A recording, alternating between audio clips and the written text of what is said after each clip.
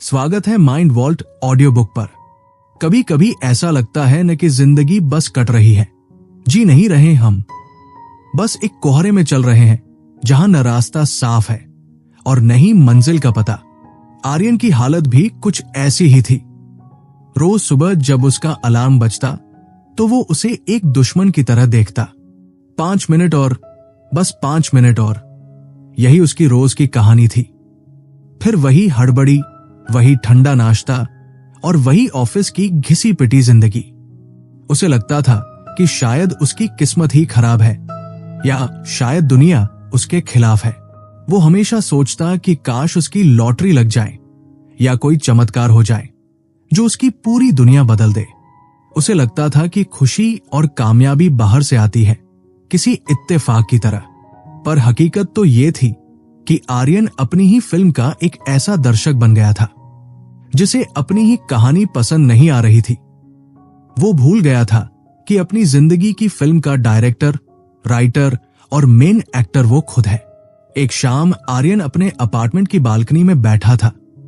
आसपास का बिखराव उसके दिमाग की उथल पुथल जैसा ही था। वही उसकी मुलाकात मार्क से हुई, जो पड़ोस में ही रहते थे और आर्यन उन्हें हमेशा बहुत शांत और सुलझा हुआ पाता था। मार्क ने आर्यन के चेहरे की शिकन देखकर बस इतना पूछा, आर्यन, अगर आज तुम्हारे पास ढेर सारा पैसा और वक्त होता तो तुम क्या करते? आर्यन ने झट से कहा, भाई, मैं बहुत खुश होता। मार्क मुस्कुराए और बोले, और वो खुशी दिखती कैसी? आर्यन थोड़ा झिझक गया। उसने कभी इस तरह सोचा ही नहीं था। उसने कहा, बस मैं वो सब करता जो मेरा मन करता। मार्क ने फिर वही सवाल दोहराया, और वो सब क्या है जो तुम्हारा मन करता है? यहां आर्यन चुप हो गया। उसे एहसास हुआ कि उसे पता ही नहीं था कि उसे असल में चाहिए क्या। हम में से बहुत से लोग बस एक जादुई बदलाव का इंतजार करते रहते हैं, ये सोचे बिना कि वो बदलाव दिखेगा कैसा।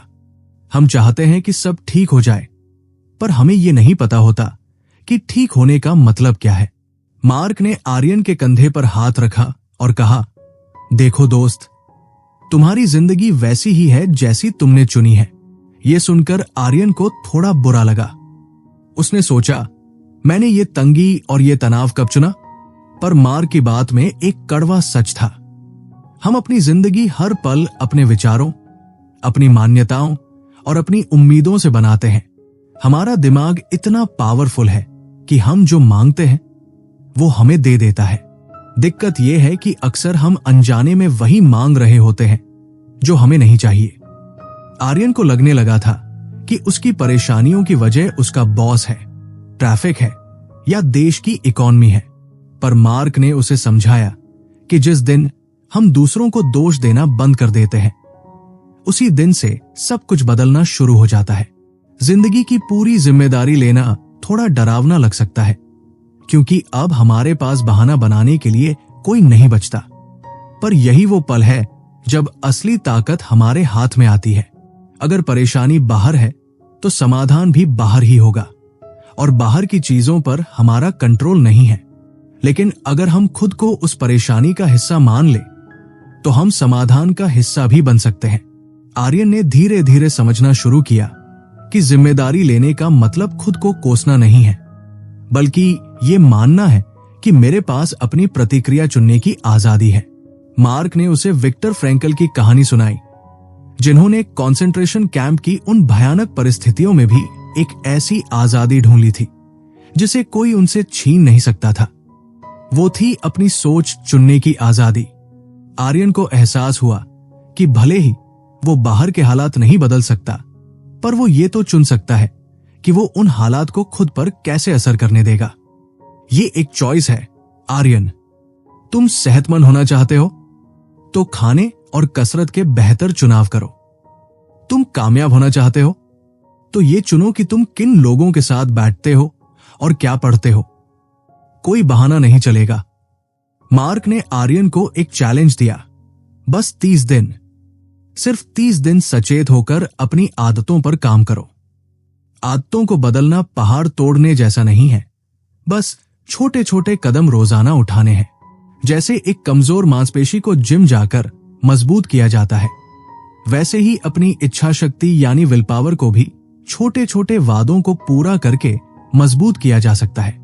शुरुआत में आर्यन को लगा कि क्या वाकई छोटे बदलावों से कुछ होगा, पर मार्क ने समझाया कि बड़े नतीजे अक्सर उन छोटी चीजों से आते हैं जिन्हें हम लगातार करते हैं।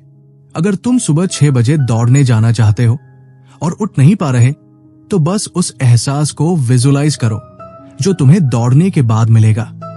उस फिटनेस को महसूस करो, उस ताजगी को देखो, फिर बस बिस्तर से कूद जाओ और जूते पहन लो। अपनी जुबान की कीमत समझना शुरू करो। जब हम खुद से किया हुआ वादा तोड़ते हैं तो हमारा आत्मविश्वास गिर जाता है। आर्यन ने तय किया कि वो अपनी कहानी फिर से लिखेगा। उसका बीता हुआ कल कैसा भी रहा हो, उसका भविष्य एक कोरा कागज था। हर नया दिन एक नई जिंदगी शुरू करने का मौका होता है। मार्क ने उसे एक बहुत जरूरी बात कही, आर्यन, अपनी कहानी के लेखक तुम हो। अगर तुम्हें कहानी पसंद नहीं आ रही तो पेन उठाओ और उसे बदल दो। इसमें अनुशासन लगेगा, सब्र लगेगा और मेहनत भी, पर इसके नतीजे लाजवाब होंगे। अगले कुछ दिनों तक आर्यन के दिमाग में मार्क की बातें गूंजती रही। उसने गौर किया कि वो दिन भर में कितनी बार दूसरों को अपनी उदासी के लिए जिम्मेदार ठहराता है। जब वो ऑफिस के लिए लेट होता तो कहता कि ट्रैफिक बहुत था, पर क्या वो 10 मिनट पहले घर से नहीं निकल सकता था? जब उसका काम समय पर पूरा नहीं होता तो वो कहता कि डिस्टरबेंस बहुत थी, पर क्या उसने अपना फोन साइलेंट पर रखा था? उसने महसूस किया कि विक्टिम यानी पीड़ित बनना बहुत आसान और आरामदायक है, क्योंकि उसमें हमें कुछ करना नहीं पड़ता, बस रोना पड़ता है। लेकिन प्रोटैगनिस्ट यानी नायक बनना मुश्किल है, क्योंकि उसमें जवाबदेही लेनी पड़ती है। आर्यन ने अपनी डायरी निकाली और उन 5 चीजों को लिखना शुरू किया जो वो अगले 1 हफ्ते में बदलना चाहता था। उसने महसूस किया कि जैसे ही उसने जिम्मेदारी ली, उसके अंदर एक अजीब सा सुकून आ गया। अब वो हालात का गुलाम नहीं था, बल्कि अपनी किस्मत का मालिक बनने की राह पर था। मार्क ने उसे याद दिलाया कि बदलाव का रास्ता अक्सर उथल पुथल और थोड़ी बेचैनी से होकर गुजरता है। अगर तुम थोड़ा अनकंफर्टेबल महसूस कर रहे हो तो समझो कि तुम आगे बढ़ रहे हो। आर्यन ने अपनी सोच पर पहरा बिठाना शुरू किया। उसने देखा कि उसका दिमाग अक्सर उन्हीं चीजों पर फोकस करता है जो उसके पास नहीं है। मार्क ने उसे टोकते हुए कहा, आर्यन, जिस चीज पर तुम ध्यान दोगे वही बढ़ेगी। अगर तुम कमी पर ध्यान दोगे तो कमी बढ़ेगी। अगर तुम मौकों पर ध्यान दोगे तो मौके बढ़ेंगे। ये लॉ ऑफ अट्रैक्शन का एक सिंपल सा नियम है जो अक्सर लोग गलत समझ लेते हैं। वो कहते तो है कि हमें पैसा चाहिए, पर उनका पूरा ध्यान उन बिलों पर होता है जो उन्हें चुकाने हैं। आर्यन ने तय किया कि अब से वो समाधानों पर ध्यान देगा, समस्याओं पर नहीं। उसने अपनी भाषा बदलनी शुरू की। मैं नहीं कर सकता की जगह उसने पूछना शुरू किया, ये कैसे किया जा सकता है? इस छोटे से शब्द कैसे ने उसके दिमाग के बंद दरवाजे खोल दिए। अब उसका ब्रेन उन रास्तों को तलाशने लगा जो पहले उसे नजर ही नहीं आते थे। ये तो बस शुरुआत थी आर्यन के उस सफर की, जहां उसे 30 दिनों में खुद को फिर से गढ़ना था। उसे समझ आ गया था कि उत्कृष्टता कोई एक दिन का काम नहीं है, बल्कि ये एक आदत है जिसे हर रोज जीना पड़ता है। आर्यन ने एक लंबी सांस ली और अपनी बालकनी से ढलते हुए सूरज को देखा। उसे पता था कि कल की सुबह कुछ अलग होने वाली थी, क्योंकि अब वो जाग चुका था। अगली सुबह जब आर्यन के अलार्म की आवाज गूंजी तो उसका हाथ फिर से स्नूज बटन की तरफ बढ़ा, पर इस बार उसे मार्क की कही वो बात याद आ गई कि अनुशासन यानी सेल्फ डिसिप्लिन असल में एक मांसपेशी या मसल की तरह होता है। उसे एहसास हुआ कि अगर वो आज इस छोटे से संघर्ष में हार गया तो वो अपनी विल पावर या इच्छा शक्ति को कभी मजबूत नहीं कर पाएगा, क्योंकि हम जितना ज्यादा इस मसल को ट्रेन करते हैं ये उतनी ही बेहतर होती जाती है।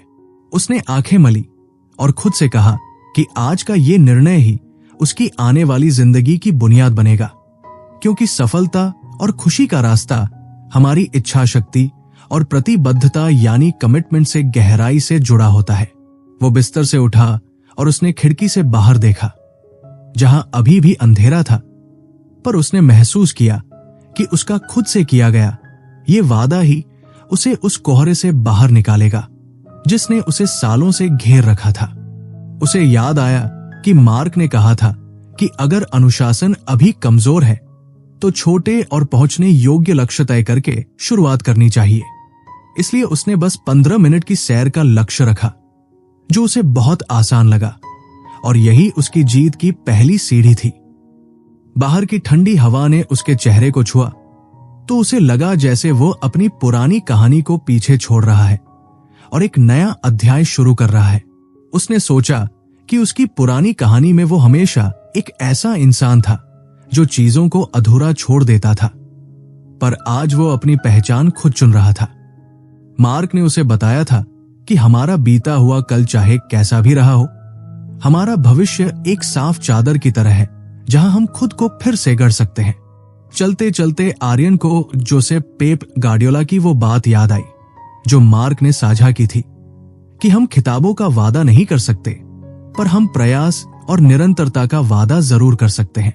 आर्यन ने खुद से कहा कि उसे भी बस लगे रहना है, चाहे कितनी भी मुश्किलें आए, उसे हार नहीं माननी है। उसने महसूस किया कि ये प्रतिबद्धता या कमिटमेंट एक चुनाव है, और उसने आज खुद को हाँ कहने का चुनाव किया था। सैर के दौरान उसे पार्क के एक बेंच पर मार्क बैठे हुए मिले, जो शायद सूरज उगने का इंतजार कर रहे थे। आर्यन उनके पास जाकर बैठ गया और बोला कि आज उठना मुश्किल था, पर मैंने कर दिखाया। मार्क मुस्कुराए और बोले कि आर्यन, जब हम अपनी प्रतिबद्धताओं को गंभीरता से लेते हैं तो हमारा आत्मविश्वास बढ़ता है, वरना हर टूटा हुआ वादा हमारी सेल्फ एस्टीम या आत्मसम्मान को चोट पहुंचाता है। उन्होंने आर्यन से पूछा कि क्या उसे पता है कि हम दुनिया को वैसे नहीं देखते जैसी वह है, बल्कि वैसे देखते हैं जैसे हमारे विश्वास या बिलीव्स हमें दिखाते हैं। मार्क ने समझाया कि हमारे विश्वास एक नक्शे की तरह होते हैं जो हकीकत से ज्यादा हमारे काम करने के तरीके को तय करते हैं। आर्यन को लगा जैसे उसके दिमाग की बत्तियां जल गई हों। उसने महसूस किया कि वो सालों से जिंदगी कठिन है जैसे सीमित विश्वासों को पाल रहा था। मार्क ने उसे रोजर बैनिस्टर की कहानी सुनाई, जिनके बारे में दुनिया का मानना था कि 1 मील 4 मिनट के अंदर दौड़ना नामुमकिन है, पर 1954 में जब उन्होंने ये कर दिखाया तो उसके बाद हजारों लोगों ने वही कारनामा कर दिया, क्योंकि अब उनका विश्वास बदल चुका था। आर्यन ने गहराई से सोचा कि उसके पास भी ऐसे कई विश्वास थे जो उसे रोक रहे थे, जैसे मैं इसके लायक नहीं हूं या मेरे पास कंट्रोल नहीं है। उसने तय किया कि वो अब इन पुराने विश्वासों को छोड़कर नए और सशक्त विश्वास अपनाएगा, जैसे मैं अपनी किस्मत खुद बनाता हूं। उसे समझ आया कि विश्वास करना एक नजरिया है, एक चुनाव है जो हमें खुद के लिए करना पड़ता है। जब वे दोनों पार्क से वापस लौट रहे थे तो आर्यन ने अपनी एक पुरानी नाकामयाबी का जिक्र किया, जिसे सोचकर वो आज भी दुखी हो जाता था। मार्क ने रुककर उसकी तरफ देखा और कहा कि आर्यन, नाकामयाबी जैसी कोई चीज नहीं होती, सिर्फ फीडबैक या अनुभव होता है। उन्होंने थॉमस एडिसन का उदाहरण दिया, जिन्होंने बिजली का बल्ब बनाने के लिए 10,000 प्रयास किए और हर बार यही कहा कि उन्होंने हार नहीं मानी, बल्कि 10,000 ऐसे तरीके ढूंढ लिए जिनसे बल्ब नहीं बन सकता। एडिसन की इस मानसिकता ने ही उन्हें महान बनाया, क्योंकि उन्होंने गलतियों को सीखने का एक जरिया माना। आर्यन को लगा जैसे उसके कंधों से एक बहुत बड़ा बोझ उतर गया हो। उसने अपनी नाकामयाबी को एक टीचर की तरह देखना शुरू किया, जिसने उसे आगे बढ़ने का रास्ता दिखाया था। मार्क ने चलते चलते अब्राहम लिंकन की एक लंबी सूची का जिक्र किया, जो अपनी जिंदगी में अनगिनत बार चुनाव हारे, व्यापार में फेल हुए और यहां तक कि नर्वस ब्रेकडाउन का भी सामना किया, पर अंत में वे राष्ट्रपति बने। आर्यन ने सोचा कि अगर लिंकन ने पहली या दूसरी हार के बाद छोड़ दिया होता तो इतिहास कुछ और होता। उसे एहसास हुआ कि सफलता असल में सही फैसलों का नतीजा है।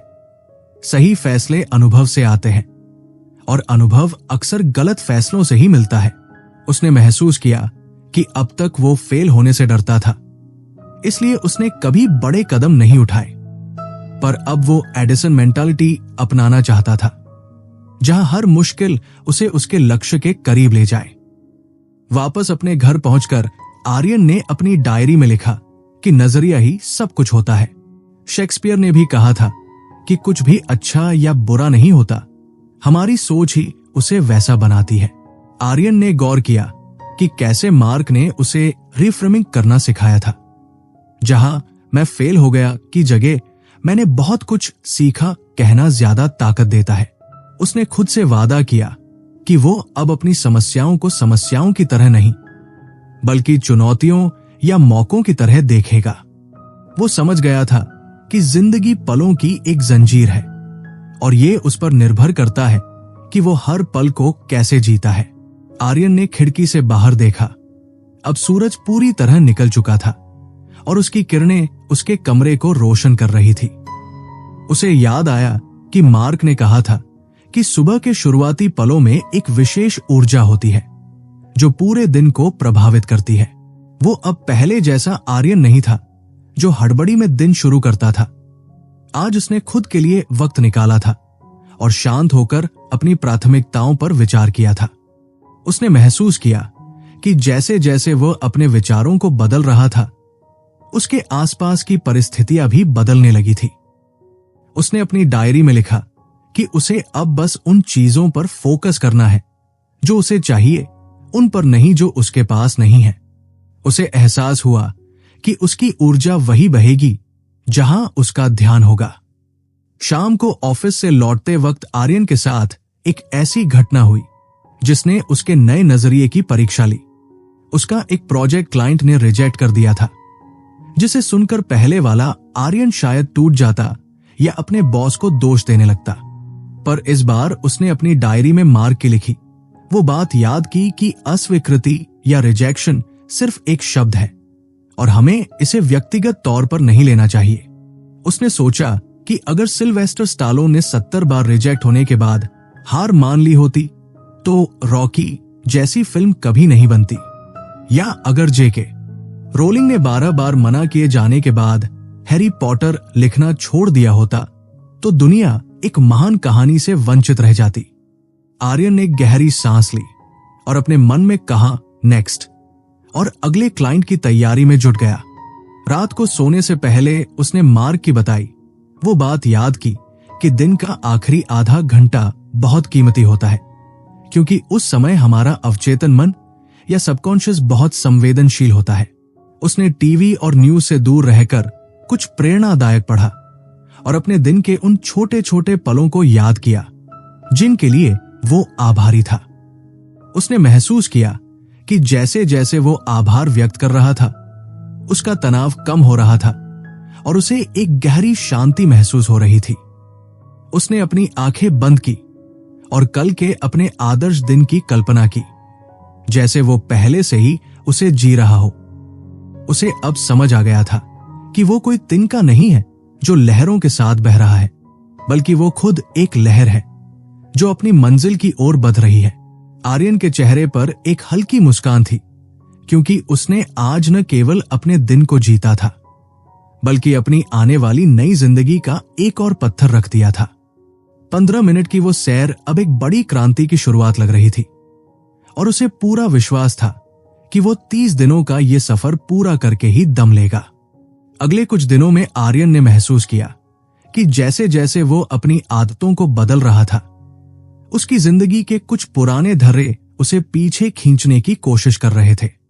एक दोपहर ऑफिस में काम करते वक्त उसका सहकर्मी समीर उसके पास आया और हमेशा की तरह अपने बॉस और कंपनी की बुराई करने लगा। पहले आर्यन घंटों उसकी बातें सुनता था, पर इस बार उसे मार्क की वो बात याद आई कि हमारी ऊर्जा या एनर्जी हमारे लक्ष्यों और खुशी के लिए बहुत जरूरी है। मार्क ने समझाया था कि जिंदगी में कुछ चीजें हमारी ऊर्जा बढ़ाती है और कुछ उसे सोख लेती है। समीर जैसे लोग असल में एनर्जी वैम्पायर्स होते हैं, जो सिर्फ नकारात्मकता फैलाते हैं। आर्यन को एहसास हुआ कि अगर वो अपनी ऊर्जा को बचाकर नहीं रखेगा तो वो कभी भी अपने सपनों तक नहीं पहुंच पाएगा। मार्क ने उसे सलाह दी थी कि अपनी ऊर्जा के प्रबंधन में बहुत स्वार्थी बनो। उसने मन ही मन तय किया कि वो अब ऐसे लोगों और रिश्तों को अलविदा कहेगा जो उसे मानसिक रूप से थका देते हैं। आर्यन ने अपनी मेज की तरफ देखा जो कागजों के ढेर और पुराने पोस्ट-इट नोट से भरी हुई थी। उसे लगा कि वो बहुत व्यस्त है, पर मार्क ने एक कड़वा सच बताया था कि व्यस्त होने का मतलब ये नहीं है कि आप प्रभावी या इफेक्टिव भी हैं। अध्ययन बताते हैं कि आज के अधिकारी अपना 30 से 50% समय सिर्फ कागजात ढूंढने में बर्बाद कर देते हैं। आर्यन ने अपनी घबराहट को कम करने के लिए मार्क का वो छोटा सा टिप अपनाया। दिन के पहले 15 मिनट अपनी प्राथमिकताओं को तय करने में बिताओ और रोजाना 15 मिनट अपनी मेज साफ करने में लगाओ। उसने सीखा कि अगर वो काम को पहली बार में ही सही तरीके से करेगा तो उसे बाद में उसे सुधारने में वक्त जाया नहीं करना पड़ेगा। जैसे ही उसकी डेस्क साफ होने लगी, उसे अपने दिमाग में भी एक स्पष्टता महसूस होने लगी। मार्क अक्सर कहते थे कि आप व्यस्त इसलिए नहीं हैं क्योंकि आपके पास बहुत काम है, बल्कि इसलिए है क्योंकि आप व्यवस्थित या ऑर्गेनाइज्ड नहीं हैं। समय के इस खेल में आर्यन को एक और बड़ी चुनौती महसूस हुई। उसे हमेशा लगता था कि उसके पास वक्त की कमी है, पर मार्क ने उससे एक चुभता हुआ सवाल पूछा था, तुम रोज कितने घंटे टीवी देखते हो? आर्यन को एहसास हुआ कि अगर वो रोजाना सिर्फ 1 घंटा टीवी कम देखे तो उसे साल में 365 घंटे एक्स्ट्रा मिल सकते हैं। उसने ये भी गौर किया कि ऑफिस में होने वाली छोटी छोटी रुकावटें उसकी एकाग्रता को कैसे तोड़ती है। मार्क ने उसे बताया था कि हर 5 मिनट की रुकावट आपको असल में 12 मिनट भारी पड़ती है, क्योंकि दिमाग को फिर से फोकस करने में 7 मिनट लग जाते हैं। आर्यन ने तय किया कि वो अब अपने समय की कद्र करेगा ताकि दूसरे भी उसके समय की कद्र करें। उसने ना कहना सीखना शुरू किया। पहले वो सबको खुश करने के चक्कर में हर काम के लिए हाँ कह देता था, जो कि असफलता की सबसे बड़ी चाबी है। मार्क ने उसे एक बहुत सुंदर बात सिखाई थी। जब भी आप किसी काम को ना कहते हैं जिसे आप करना नहीं चाहते, तो आप असल में खुद को हाँ कह रहे होते हैं। शाम को घर लौटते हुए आर्यन का मन न्यूज चैनल चलाने का हुआ, पर उसे मार्क की न्यूज से जुड़ी चेतावनी याद आ गई। न्यूज अक्सर गौरवान्वित गपशप या ग्लोरिफाइड गॉसिप होती है जो हमें नकारात्मकता से भर देती है। मार्क ने सुझाव दिया था कि न्यूज देखने की आदत को किसी बेहतर आदत से बदल दो, जैसे परिवार के साथ वक्त बिताना या कोई अच्छी किताब पढ़ना। आर्यन ने टीवी बंद रखा और महसूस किया कि एक हफ्ते न्यूज न देखने से ही उसे बहुत बेहतर महसूस हो रहा है। वो अब दुनिया की हर बेकार खबर से परेशान होने के बजाय अपनी आंतरिक शांति पर ध्यान दे रहा था। उसने ये भी समझा कि उसे हर समय सबके लिए उपलब्ध रहने की जरूरत नहीं है। उसका फोन उसकी सुविधा के लिए है, दूसरों की सुविधा के लिए नहीं। रात को अपनी डायरी लिखते समय आर्यन ने उन चीजों की सूची बनाई जिन्हें वो करना चाहिए या शुड की कैटेगरी में रखता था। मार्क ने उसे एक अजीब पर असरदार सलाह दी थी, अपने सारे शुड्स की लिस्ट बनाओ और उन्हें भूल जाओ। अगर कोई लक्ष्य पिछले 1 साल से सिर्फ कागज पर है और आपने उस पर कुछ नहीं किया, तो उसे छोड़ देना ही बेहतर है ताकि आप उस बोझ और ग्लानि से मुक्त हो सकें। आर्यन ने अपने आई हैव टू मुझे करना है को आई चूज टू मैंने चुना है से बदलना शुरू किया। उसने लिखा, मैं स्वस्थ रहना चुनता हूं और मैं पढ़ना चुनता हूं। इस छोटे से बदलाव ने उसे एक मजबूर इंसान के बजाय एक शक्तिशाली चुनाव करने वाले व्यक्ति में बदल दिया। बदलाव के इस सफर में आर्यन को अपने डर का सामना करना पड़ा। मार्क ने उसे समझाया था कि 90% डर सिर्फ कल्पना होते हैं, ऐसी कहानियां जो कभी सच नहीं होती। डर हमारे दिमाग का एक सुरक्षा तंत्र है जो हमें अज्ञात से डराता है। आर्यन ने तय किया कि वो अब डर को एक स्प्रिंग बोर्ड की तरह इस्तेमाल करेगा। उसने खुद से पूछा, अगर मैं ये काम कर लूं तो ज्यादा से ज्यादा बुरा क्या हो सकता है। उसने महसूस किया कि बदलाव न करने की कीमत अक्सर बदलाव के जोखिम से कहीं ज्यादा होती है। जैसे जैसे वह अपने कंफर्ट जोन से बाहर कदम रख रहा था, उसे समझ आ रहा था कि विकास या ग्रोथ हमेशा उस दायरे के बाहर ही होती है। अगले दिन आर्यन ने अपने घर के उस कबाड़ को साफ करने का फैसला किया जो सालों से कोनों में पड़ा था। मार्क ने बताया था कि अगर आप अपनी जिंदगी में कुछ नया चाहते हैं तो पहले पुरानी चीजों को हटाकर जगह बनानी होगी। जो कपड़े उसने 1 साल से नहीं पहने थे, जो पुरानी पत्रिकाएं धूल खा रही थी, उन सबको उसने विदा किया। मार्क की नजर में क्लटर या बिखराव असल में वे फैसले हैं जिन्हें हमने टाल दिया है। जैसे जैसे आर्यन का घर साफ हुआ, उसे महसूस हुआ कि उसका मन भी हल्का हो गया है। उसे एक नई ऊर्जा का एहसास हुआ, जैसे वो किसी भारी बोझ से आजाद हो गया हो। उसने महसूस किया कि अनक्लटरिंग और ऊर्जा का सीधा संबंध है। जितनी कम फालतू चीजें आपके आसपास होंगी, उतनी ही ज्यादा मानसिक ऊर्जा आपके पास अपने लक्ष्यों के लिए बचेगी।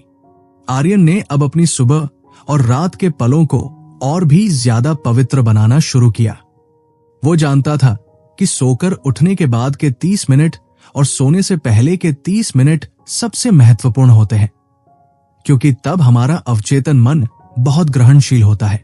उसने सुबह की हड़बड़ी छोड़कर खुद के लिए 15 मिनट का एक छोटा सा अनुष्ठान या रिचुअल बनाया, जिसमें वो शांत होकर बैठता और उन चीजों के बारे में सोचता जिनके लिए वो आभारी है। रात को सोने से पहले वो अगले दिन की योजना बनाता, ताकि उसका अवचेतन मन सोते समय भी उस पर काम कर सके। उसे अब समझ आ गया था कि जिंदगी इत्तेफाक से नहीं बल्कि चुनाव से चलती है। आर्यन के अंदर की उथल पुथल अब धीरे धीरे एक शांत संकल्प में बदल रही थी। उसे पता था कि रास्ता अभी लंबा है, पर अब उसके पास वो औजार थे जिनसे वो अपनी मंजिल खुद तराश सकता था। वो अब सिर्फ एक दर्शक नहीं था, वो अपनी जिंदगी का वो नायक बन रहा था जो हर दिन एक नया इतिहास लिखने का साहस रखता था। बदलाव की इस डगर पर चलते हुए आर्यन ने महसूस किया कि उसका दिमाग अब भी कभी कभी पुराने धर्रों पर लौट जाता है। उसे अक्सर चिंता सताती थी कि अगर ये सब काम नहीं आया तो क्या होगा। एक शाम जब वो अपनी बालकनी में बैठा था, उसने गौर किया कि वो खुद से व्हाट इफ यानी अगर ऐसा हुआ तो वाले सवाल पूछ रहा है, पर वे सारे सवाल नकारात्मक थे। जैसे अगर मैं नाकाम रहा तो, या अगर लोगों ने मेरा मजाक उड़ाया तो। तभी उसे मार्क की एक बात याद आई कि हमारी उम्मीदें न केवल हकीकत को देखने के नजरिए को बदलती है, बल्कि खुद हकीकत को भी प्रभावित करती है। मार्क ने उसे सिखाया था कि इन सवालों को उल्टा कर दो। आर्यन ने गहरी सांस ली और खुद से पूछना शुरू किया, क्या होगा अगर ये सब बहुत शानदार रहा? क्या होगा अगर अब वाकई मेरा समय आ गया है?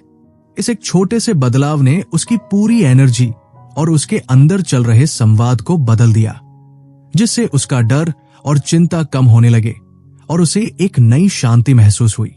उसे एहसास हुआ कि हम अपनी ही कहानियों के आविष्कारक हैं, तो क्यों ना एक बेहतर कहानी चुनी जाए। आर्यन के लिए अगला बड़ा पड़ाव था अपने जीवन के उद्देश्य यानी पर्पस को खोजना। मार्क ने उसे बताया था कि जिंदगी के 2 सबसे जरूरी दिन वो होते हैं जब आप पैदा होते हैं और जब आपको पता चलता है कि आप क्यों पैदा हुए हैं। आर्यन को लगा कि वो अब तक बिना किसी रोड मैप या जीपीएस के गाड़ी चला रहा था। उसे पता ही नहीं था कि वो कहां जाना चाहता है। उसने अपनी डायरी उठाई और मार्क द्वारा बताए गए उन सवालों के जवाब देने शुरू किए जिनसे उसे काफी समय से डर लग रहा था।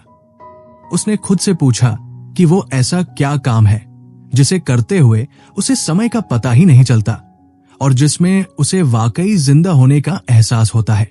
मार्क ने समझाया था कि अपनी वैल्यूज यानी मूल्यों को समझना ही खुद को जानने का सबसे अहम कदम है।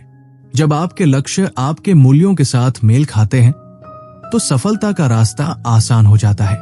आर्यन ने महसूस किया कि वो सालों से अपनी मनमर्जी के खिलाफ काम कर रहा था और उसकी बेचैनी की बड़ी वजह यही थी कि उसके काम और उसके मूल्यों में कोई तालमेल नहीं था। इसी बीच आर्यन ने अपने व्यवहार और अपने आसपास के लोगों के लिए नए मानक यानी स्टैंडर्ड्स तय करने का फैसला किया। उसे एहसास हुआ कि उसे औसत दर्जे की चीजों और टालमटोल की आदत के लिए जीरो टॉलरेंस पॉलिसी अपनानी होगी। उसने अपनी बाउंड्रीज यानी सीमाएं भी तय की।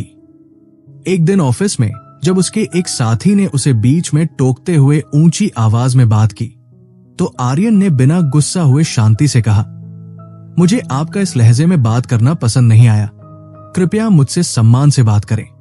मार्क ने उसे सिखाया था कि सही लहजे में आप कुछ भी कह सकते हैं।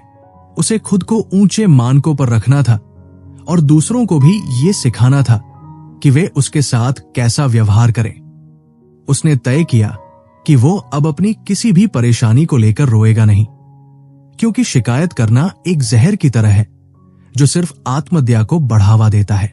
अब वो पीड़ित नहीं था, बल्कि अपनी परिस्थितियों का निर्माता बनने की राह पर था।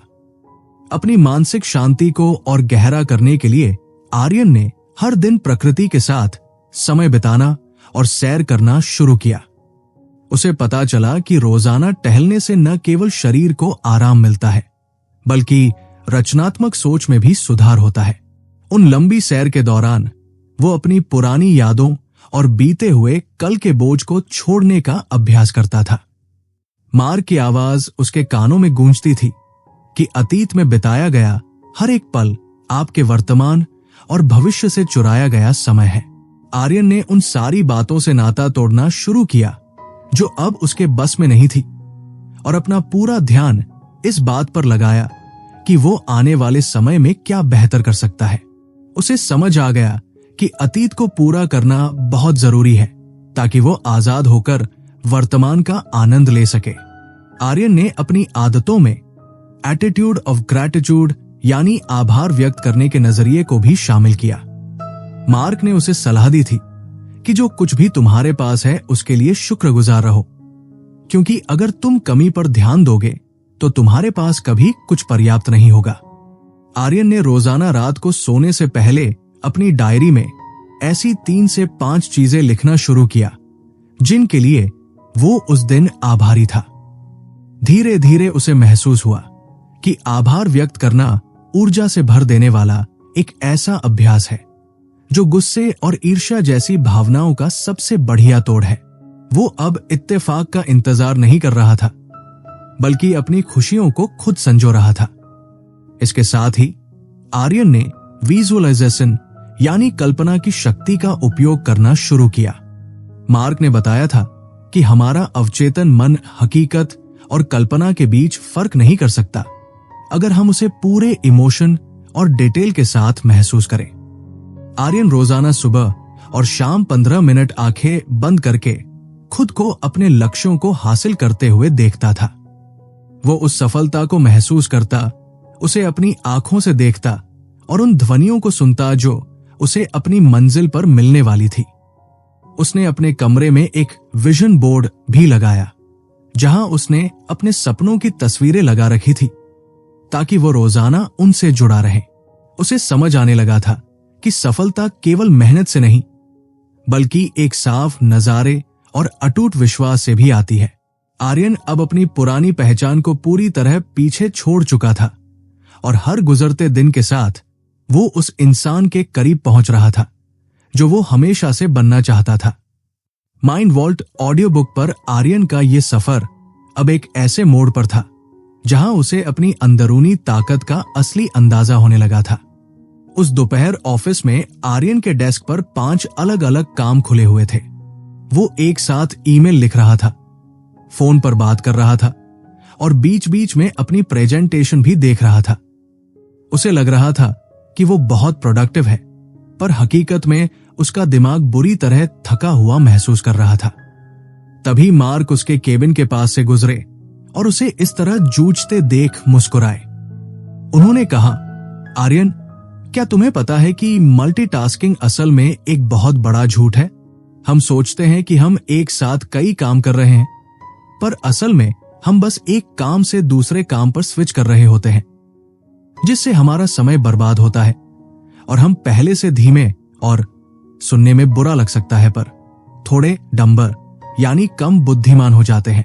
मार्क ने उसे सलाह दी कि एक समय पर सिर्फ एक ही काम करो और उस पर अपनी पूरी एकाग्रता लगाओ। आर्यन ने जैसे ही बाकी खिड़कियां बंद की और सिर्फ उस एक रिपोर्ट पर ध्यान दिया, उसे महसूस हुआ कि काम न केवल जल्दी खत्म हुआ बल्कि उसकी गुणवत्ता भी बेहतर थी।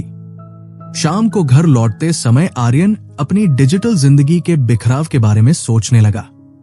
मार्क ने उसे सिखाया था कि जिंदगी असल में बहुत सरल है, पर हम उसे पेचीदा बनाने पर तुले रहते हैं। आर्यन का फोन हर समय सोशल मीडिया के नोटिफिकेशन से बजता रहता था, जिससे उसकी शांति भंग होती थी। उसने मार्क के कहे अनुसार अपने डिजिटल क्लटर को साफ करने का फैसला किया। उसने उन सारी पत्रिकाओं और न्यूज़लेटर्स को अनसब्सक्राइब किया जिन्हें वो कभी नहीं पढ़ता था और अपने फोन के गैर जरूरी नोटिफिकेशंस बंद कर दिए। मार्क ने उसे एक बहुत जरूरी बात सिखाई थी। जिंदगी को सरल बनाने का सबसे बड़ा कदम उन चीजों पर ध्यान देना है जो आपके लिए इंपॉर्टेंट, न कि उन पर जो बस अर्जेंट लगती है। आर्यन ने अपनी प्राथमिकताओं को शेड्यूल करना शुरू किया और महसूस किया कि जब आप गैर जरूरी शोर को कम कर देते हैं तो आप अपनी मंजिल के ज्यादा करीब महसूस करते हैं। अगले दिन लंच ब्रेक के दौरान आर्यन काफी थका हुआ महसूस कर रहा था। मार्क ने उसे देखा और कहा कि आर्यन, क्यों ना एक पावर नैप लेकर देखो। उन्होंने बताया कि दोपहर में 20 से 30 मिनट की नींद आपको फिर से तरोताजा कर देती है और आपकी कार्यक्षमता बढ़ा देती है। आर्यन ने दफ्तर के एक शांत कोने में आंखें बंद की और बस 20 मिनट के लिए खुद को ढीला छोड़ दिया। जब वो जागा तो उसे ऐसा लगा जैसे उसके दिन का दूसरा हिस्सा शुरू हो गया है और वो पहले से कहीं ज्यादा शांत और केंद्रित था। मार्क ने उसे एक और छोटा सा व्यायाम दिया था। आईने के सामने खड़े होकर 1 मिनट के लिए मुस्कुराना, भले ही मन न हो। आर्यन को पहले तो ये मूर्खतापूर्ण लगा, पर जैसे ही उसने इसे करना शुरू किया, उसने महसूस किया कि उसकी फिजियोलॉजी बदलने लगी है। मुस्कुराने से शरीर में सेरोटोनिन और एंडोफिन जैसे तत्व निकलते हैं जो आपके मूड को तुरंत बेहतर कर देते हैं। उसे एहसास हुआ कि खुशी बाहर से नहीं आती, बल्कि वह इसे अपने अंदर से पैदा कर सकता है। बातों बातों में आर्यन ने मार्क से अपनी नौकरी को लेकर अपनी असुरक्षा साझा की। मार्क ने उसे एक बहुत ही व्यावहारिक सलाह दी, बचत करना शुरू करो। उन्होंने कहा कि जिस दिन तुम्हारे पास 9 महीने से 1 साल तक का खर्च बचाने के लिए जमा हो जाएगा, उस दिन तुम्हारा अपनी नौकरी और अपने बॉस के साथ रिश्ता बदल जाएगा। तब तुम डर से काम नहीं करोगे, बल्कि अपनी शर्तों पर जिंदगी जी सकोगे। ये बचत तुम्हें वो आजादी देगी कि अगर तुम्हारे आत्मसम्मान को चोट पहुंचती है तो तुम उस जगह को छोड़ सको। आर्यन ने तय किया कि अब से वो अपनी कमाई का एक हिस्सा सीधे अपने बचत खाते में डालेगा। उसने महसूस किया कि अनुशासन का मतलब सिर्फ समय का प्रबंधन नहीं, बल्कि अपने संसाधनों का सही उपयोग भी है। इसी दौरान आर्यन के मन में अपने पुराने बॉस के प्रति बहुत कड़वाहट थी, जिसने उसे काफी परेशान किया था। मार्क ने उसे एक बहुत गहरा सबक सिखाया। क्षमा करना यानी फॉरगिवनेस असल में एक स्वार्थी कृत्य है। आप ये दूसरे के लिए नहीं, बल्कि खुद के लिए करते हैं, ताकि आप अपनी ऊर्जा को गुस्से और नफरत में बर्बाद न करें। मार्क ने कहा कि नफरत को पालना ऐसा है जैसे आप खुद जहर पिए और उम्मीद करें कि मरे कोई और। आर्यन ने अपनी डायरी में उन लोगों की सूची बनाई जिन्हें वो माफ नहीं कर पा रहा था और उसने खुद को इस बोझ से आजाद करने का फैसला किया। उसे समझ आया कि जब वो दूसरों को माफ करता है तो असल में वो खुद को माफ कर रहा होता है और आगे बढ़ने का रास्ता साफ कर रहा होता है। ऑफिस की मीटिंग्स में आर्यन अक्सर अपनी बारी आने का इंतजार करता था ताकि वो अपना जवाब दे सके। मार्क ने उसे एक्टिव लिसनिंग यानी गहराई से सुनने का महत्व समझाया। उन्होंने कहा कि ज्यादातर लोग समझने के लिए नहीं, बल्कि जवाब देने के लिए सुनते हैं। वे बस सामने वाले के रुकने का इंतजार करते हैं ताकि अपनी बात शुरू कर सके।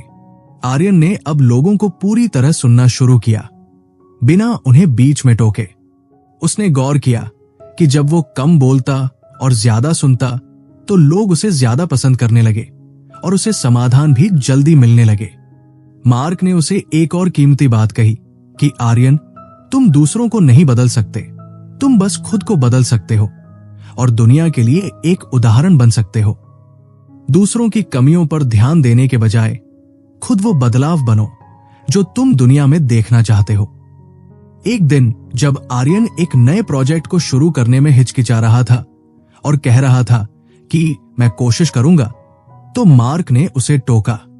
उन्होंने कहा, आर्यन, या तो करो या मत करो। कोशिश जैसा कुछ नहीं होता।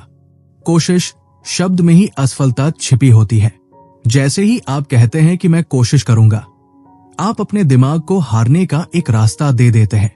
आर्यन ने अपनी शब्दावली से कोशिश शब्द को हटा दिया और डूइंग यानी करने पर ध्यान दिया।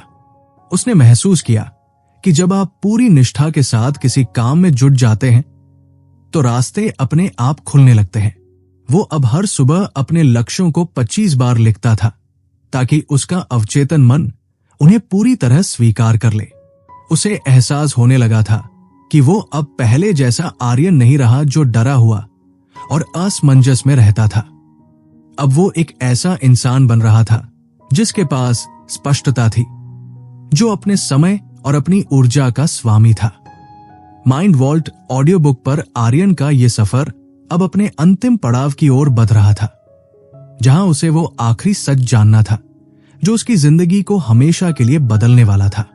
सफर के आखिरी पड़ाव पर पहुंचते पहुंचते आर्यन ने एक बहुत गहरी बात समझी कि हमारी भावनाएं यानी इमोशंस कभी झूठ नहीं बोलती, भले ही हमारा दिमाग उलझा हुआ हो। उसे एहसास हुआ कि अपनी भावनाओं के लिए वो खुद जिम्मेदार है, क्योंकि ये उसके अपने ही विचारों की शारीरिक प्रतिक्रिया होती है। उसने सीखा कि अगर वो अपने विचारों को काबू में रख सकता है तो वो अपनी भावनाओं को भी संभाल सकता है। भावनाएं अच्छी या बुरी नहीं होती, वे बस एक संदेशवाहक की तरह होती है जिन्हें सुनना और समझना जरूरी है।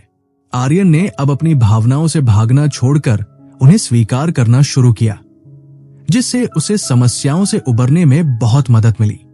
उसे मार्क की वो बात याद आई कि कल की जिम्मेदारी से बचने के लिए आज के कामों को टालना कोई समाधान नहीं है। प्रोक्रास्टिनेशन यानी टालमटोल की जड़ अक्सर कोई न कोई डर होता है, पर जो काम आज किया जा सकता है उसे अधूरा छोड़ना सिर्फ बेचैनी बढ़ाता है। आर्यन ने अब एक नई तकनीक अपनाई जिसे fake it till you make it कहते हैं। मार्क ने उसे समझाया था कि अगर वो आत्मविश्वास चाहता है तो उसे एक आत्मविश्वासी व्यक्ति की तरह व्यवहार करना होगा, वैसे ही चलना और बोलना होगा। हमारा अवचेतन मन हकीकत और कल्पना में फर्क नहीं कर पाता, इसलिए एज इफ यानी जैसे कि वाली मानसिकता बहुत काम आती है। उसने गौर किया कि जब वो सीधा खड़ा होता, अपने कंधे पीछे रखता और सिर ऊंचा करके चलता तो उसका आत्मविश्वास अपने आप बढ़ जाता था। शोध भी यही कहते हैं कि शरीर की मुद्रा या पोस्चर बदलने से हमारे दिमाग पर सीधा असर पड़ता है। इसके साथ ही आर्यन ने मांगना शुरू किया, चाहे वो ऑफिस में कोई मदद हो या अपनी निजी जिंदगी में अपनी जरूरतों को जाहिर करना। उसने सीखा कि लोग दिमाग नहीं पढ़ सकते, इसलिए जो चाहिए उसके लिए पूछना जरूरी है। मार्क ने आर्यन को एक और कीमती सलाह दी कि खुद के प्रति कठोर होना बंद करो। हम अक्सर अपनी पुरानी गलतियों के लिए खुद को सजा देते रहते हैं, पर हकीकत यह है कि कोई भी परफेक्ट नहीं होता और होने की जरूरत भी नहीं है। आर्यन ने अपनी असलियत यानी ऑथेंटिसिटी को गले लगाया और दूसरों को खुश करने के लिए मुखौटे पहनना छोड़ दिया। उसे समझ आया कि खुद से प्यार करना कोई स्वार्थ नहीं है, बल्कि ये खुद को इस काबिल बनाना है कि वो दूसरों को भी खुशी दे सके। उसने अपने शरीर को एक मंदिर की तरह मानना शुरू किया। मार्क ने कहा था कि जो लोग कसरत के लिए समय नहीं निकालते, उन्हें बीमारी के लिए समय निकालना पड़ेगा। आर्यन ने हफ्ते में कम से कम 3 बार कसरत करना शुरू किया। जिससे न केवल उसकी सेहत सुधरी बल्कि उसका तनाव भी कम हुआ और याददाश्त बेहतर हुई। सफलता और खुशी का सबसे बड़ा राज है एक्शन लेना। सिर्फ बातें करने से नतीजे नहीं मिलते और बिना नतीजों के कोई फीडबैक नहीं मिलता। आर्यन ने अब हर काम को तुरंत शुरू करने की आदत डाली। उसे मार्टिन लूथर किंग जूनियर की वो बात याद आई कि आपको पूरी सीधी देखने की जरूरत नहीं है, बस पहला कदम विश्वास के साथ उठाओ। उसने दूसरों को जज करना भी छोड़ दिया, क्योंकि उसे समझ आया कि जब हम दूसरों की बुराई करते हैं तो हम असल में अपनी ही किसी कमी को उनमें देख रहे होते हैं। आर्यन अब हर दिन रैंडम एक्ट ऑफ काइंडनेस यानी दयालुता का कोई एक छोटा काम करता था, जिससे उसे एक अनोखा सुकून मिलता था। उसने अपनी समस्याओं को आशीर्वाद की तरह देखना शुरू किया, क्योंकि हर समस्या अपने साथ बढ़ने का एक मौका लेकर आती है। जिंदगी की इस भागदौड़ में आर्यन ने थोड़ा ठहरना और अपनी रफ्तार धीमी करना भी सीखा। उसने मार्क के कहने पर अपनी जिंदगी में हर दिन एक हाईलाइट यानी कोई खास पल जोड़ना शुरू किया, जैसे किसी पुराने दोस्त से बात करना या डूबते सूरज को देखना। उसे एहसास हुआ कि कंफर्ट जोन से बाहर निकलना जरूरी है, क्योंकि जादू वहीं होता है। स्टीव जॉब्स की वो बात उसके दिल में घर कर गई कि अगर आज मेरी जिंदगी का आखिरी दिन हो तो क्या मैं वही करना चाहूंगा जो मैं आज करने वाला हूं। जब कई दिनों तक जवाब नावा में आने लगा तो आर्यन ने बदलाव की हिम्मत जुटाई। उसे समझ आया कि बदलाव न करने की कीमत अक्सर बहुत महंगी पड़ती है। आर्यन ने अब यह मान लिया था कि हर हार और हर जीत अस्थायी है। उसे वो पुरानी कहावत याद आई कि 6 महीने बाद हम इस बात पर हंसेंगे, तो क्यों ना भी ही हंस लिया जाए। मार्क ने उसे आखिरी और सबसे बड़ा सच बताया कि हम सब ऐसे जीते हैं जैसे हमारे पास अनंत समय हो, पर मौत जिंदगी का सबसे बड़ा आविष्कार है जो पुरानी चीजों को हटाकर नई के लिए जगह बनाता है। ये याद रखना कि हम एक दिन मर जाएंगे हमें बड़े फैसले लेने की हिम्मत देता है और खोने का डर खत्म कर देता है। आर्यन ने अब अपनी जिंदगी को पूरी तरह जीना शुरू किया, अपने परिवार को समय दिया और उन कामों को अब और नहीं टाला जो उसके दिल के करीब थे। 30 दिनों के इस सफर ने आर्यन को पूरी तरह बदल दिया था। अब वो कोहरे में नहीं चल रहा था, बल्कि उसके पास स्पष्टता और दिशा थी। उसे पता था कि मंजिल तक पहुंचने के लिए उसे बस हर रोज वो छोटे कदम उठाने हैं जो उसकी आदत बन चुके थे। उसने अपनी आंखें बंद की और गहरी सांस ली। उसे अपने अंदर एक ऐसी शांति महसूस हुई जिसे उसने पहले कभी नहीं जाना था। वो अब अपनी कहानी का खुद लेखक था और उसे पता था कि आने वाले पन्ने बहुत ही खूबसूरत होने वाले हैं। उम्मीद है आर्यन के इस सफर से आपको अपनी जिंदगी के पन्ने बदलने की प्रेरणा मिली होगी। आपकी अपनी कहानी भी एक कोरा कागज है, बस हिम्मत जुटाकर पहला कदम उठाने की देर है। शांत रहें, सीखते रहें और अपनी खुशियों की कद्र करें। सुनने के लिए शुक्रिया। ये पेशकश थी माइंड वॉल्ट ऑडियो बुक की।